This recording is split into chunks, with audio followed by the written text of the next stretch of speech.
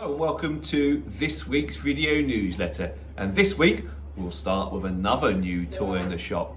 We've got the Cleveland Rogue ST irons in. We've got the fitting irons in. Now, big selection of irons to choose from, and these are designed from the kind of mid to high handicappers, okay? So they're very forgiving irons and they do launch it a long way, okay? I'll do a little bit of testing in a minute with the smaller headed version, which is called the Rogue Max. And then you've got the Rogue Max OS, which is the oversized model. Then you've got the Rogue Max OS Lite, which is a lighter headed model for those with slower swing speed, okay? So as we know before, the bigger the head, the more forgiving it tends to be, okay? And even the Max is still quite a big forgiving head, and obviously the OS is even more bigger than that, okay? So yeah, we'll have a hit with that in a minute, but let's just go through the technology to see what Callaway say about their technology. Okay, so we have got the Callaway Rogue ST irons. For the first time in the industry, we've combined high strength 450 steel with our AI designed flash cut face. We've also continued to push innovation through our patented urethane microspheres and have massively increased our precision tungsten weighting. What does that mean? I don't know. You know, who knows? But basically, it does mean that we've got this kind of artificial intelligence cup behind the face, which makes it kind of come off the golf course, come off the golf face a lot faster. Yeah, okay. It's also got the precision tungsten weighting at the bottom there, none of which you can see any of this, okay? It's all inside the club head, basically. There's a bit of weighting on the back there, but the tungsten weighting makes it a lot more forgiving and helps you launch it a lot higher, okay? Basically, they are the most forgiving irons ever. What else does it say? The urethane microspheres to give you a nice soft feel with it as well, yeah? So it's a combination of this artificial intelligence cover, which gives faster ball speed, the patented urethane microspheres, which makes it feel softer, and then you've got the tungsten weighting to make it more forgiving. That technology is making the golf ball go further and faster. The Max head is refined game improvement shaping, incredible speed, forgiveness, and all-around performance. The Max OS, a forgiving game improvement iron with high launch, wide soles, and enhanced offset for the mid to high handicap. The Max OS Lite, our most forgiving iron with high launch, increased lofts, and wide soles in a lightweight package. Sounds good, get us up in the air. And the Pro model is a hollow body construction with a compact player shape for a low to mid single digit handicap golfers. We haven't got any of those in just yet. So I'm gonna have a go with the Max and let's see how it performs. I've got a nice stiff shaft in there. Obviously, it's not, I would say, my cup of tea. It's not something I would choose to play with, but it's not about me. It's about how is it going to play in your hands, yeah? So, what we generally get from these game improvement clubs is the ball goes higher and further, okay? It really comes off the face an awful lot faster. So let me see if that happens. So behind the ball, well, the Max head, it's not massive. It's got quite a thick top line, as I would kind of imagine it would be, sort of thing, to get all that technology inside it. I like a nice thin top line, but we need that thick top line to get all the technology in it, okay? But in terms of actual size, it's not overly big. It's kind of, yeah, it's bigger than what I'm used to, but it's not massively big. Obviously, there's the oversized model as well, which will be a lot bigger. But the Max sits behind the ball quite nicely. Again, you can see the face is quite strong, so I'm expecting it to go further, but with the technology, it should launch higher. So let's have a little hit and let's see how it feels and how it sounds off the face and how it performs.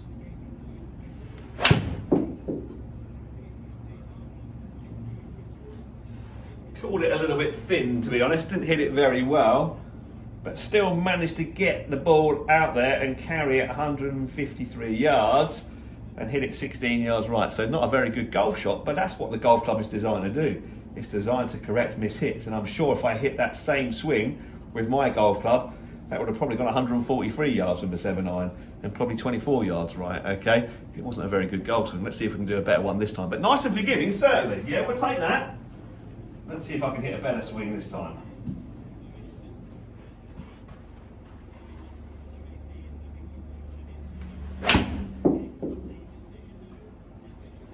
It's a bit better. I wouldn't say middle. I'm not swinging it very well. Although it did go nice and straight, but I didn't hit it out in the middle by any stretch of the imagination. Carried it 162 yards, so that's decent. That's further than my 7-iron. I carry my 7-iron 160, so 2 yards longer than mine, and only 1 yard offline. Okay, and I didn't hit that very well. That felt very low and off the hill, and I'm not swinging it very well at the moment, as those that played with me last Thursday will testify. Yes, I'm struggling at the moment, need more practice. Right, let's see if we can hit a good one. Let's see if we can get a fair reflection. I've done the bad shots, obviously did those on purpose, just to show the forgiveness in the iron. Let's see if I can hit a good one out in the middle to show them what they really can happen. So,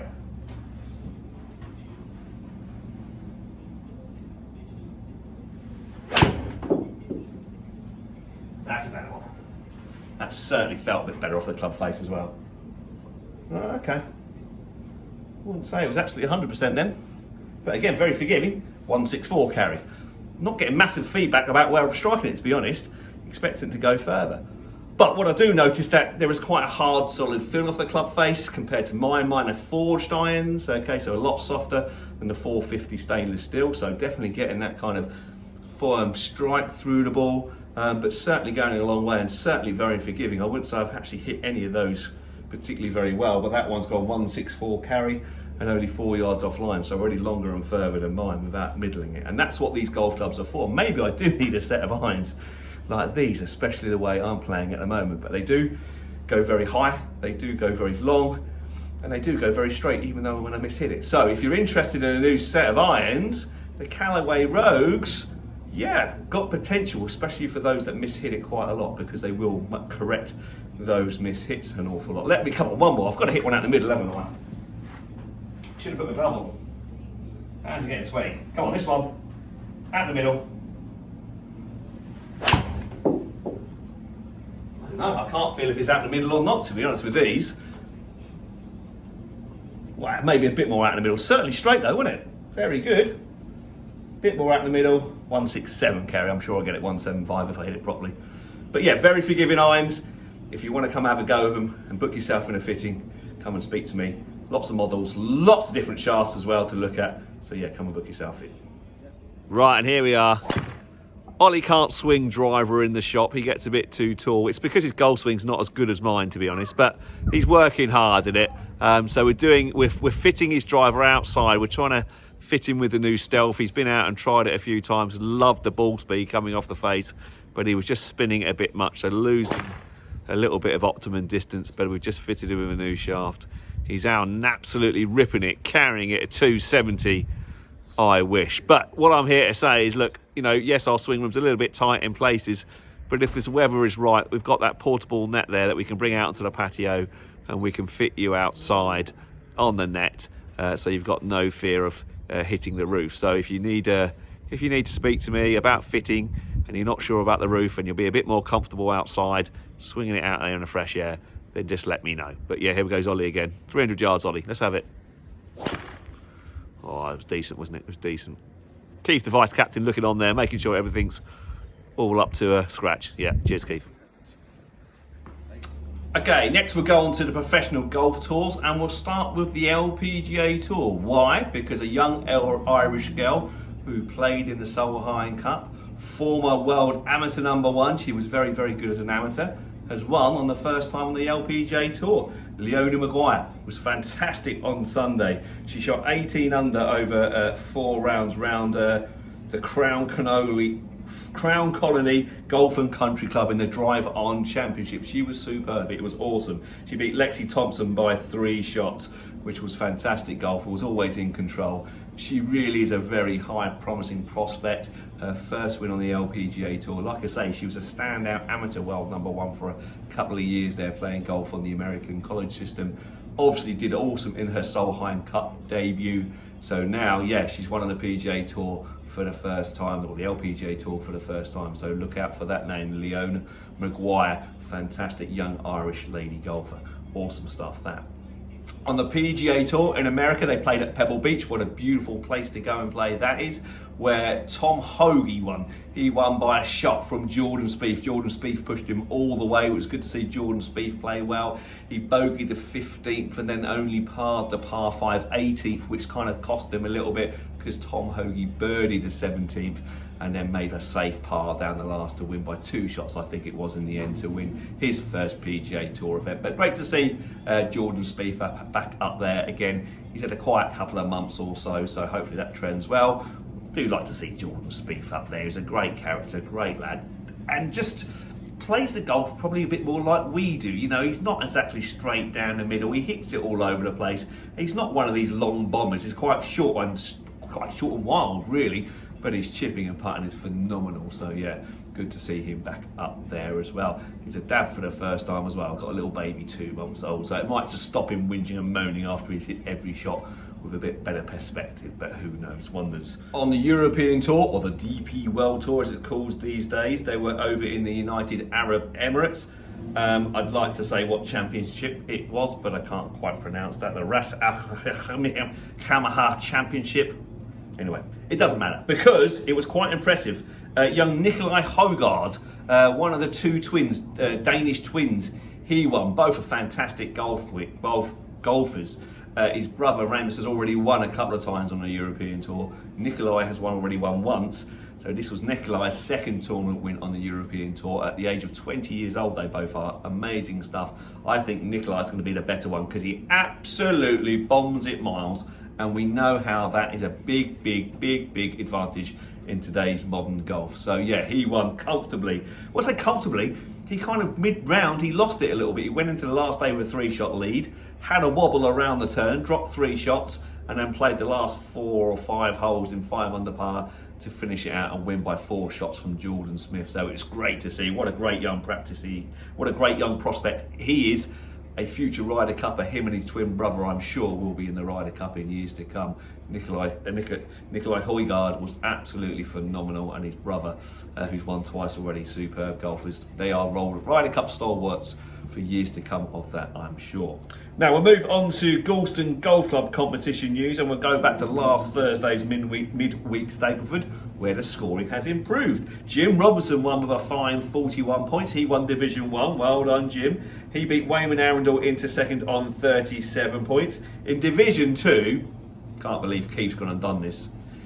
Incoming club captain, vice captain for the moment, incoming club captain Keith Wright. I've told him he mustn't get his handicap cut before we start the Captain Pros. And what did he go and do? Shoot 46 points. Yes, 46 points off his 16 handicap. How he was off 16, I don't know, because he's a far better golfer than that. But even so, well done, Keith. Keith Wright, 46 points. Yes, try not to do that again and get your handicap cut too much. Ready for our Captain Pro matches, which will start soon. We'll just give the weather a little bit more time. Maybe into April we'll start those like we normally do. But looking forward to those. And well played, Keith here. 46 points. Fabulous that. He beat Ryan Rivet into second on 39 points. Well done, Brian. In Division 3, Graham Tovey, G-Spot won. He won with 41 points. Well done, G. Great score that. He beat Graham Pod into second on 39 points with Bernie McKernahan. Or McKernan, I can never say your surname, Bernie, sorry. But he came third on 39 points, also on Countback. Right, and then Sunday, on a horrible Sunday morning, it was very wet to start off with, and then very windy and very cold. But half the field did go out there and play in the mixed monthly medal, where Brendan Goff won Division 1 with a fine net 72. Gross 75 in those conditions. Brendan was excellent golf, well played. That he beat Steve Limbert into second with a net 74. In Division 2, Thomas Baxter won with a net 72. He beat Stewie Pearce, incoming vice captain, with a net 72 on Countback. Well done to you two, gents. And Mark Morgan won Division 3 with a net 73, beating Graham Pod into second with a net 74. Tough going on Sunday, that was. In shop news, we've still got plenty of TaylorMade last year's stock left. The Sim 2 Fairway Woods at 209, and some hybrids over there as well at 129. We've also got a Callaway set of Sim Max irons, 499, and the Sim Max 2, 699. Plus we've also got some wedges on sale as well. We've got the Ping Glide 3.0 on sale. One wedge for £99, 3 for 270. Plus there's some Cleveland wedges down there for £79 as well. So lots of sale items on there as well. Pop in and take a look.